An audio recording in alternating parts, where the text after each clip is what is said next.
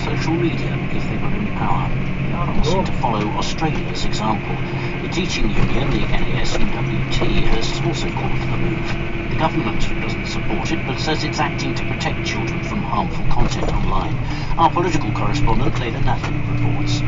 It's been a month since Australia's ban on under-16s using major social media platforms came into force. Now the Conservatives here say if elected, they would follow suit to try to protect children's mental health and education and to stop them from viewing harmful content online. The party wants social media companies, including TikTok and Snapchat, to use age verification tools to prevent under-16s from accessing their platforms. The party's leader, Kemi Badenoch, said the age restriction would protect children while still giving adults choice. One of the founding members of the American rock group The Grateful Dead, Bob Weir, has died at the age of 78.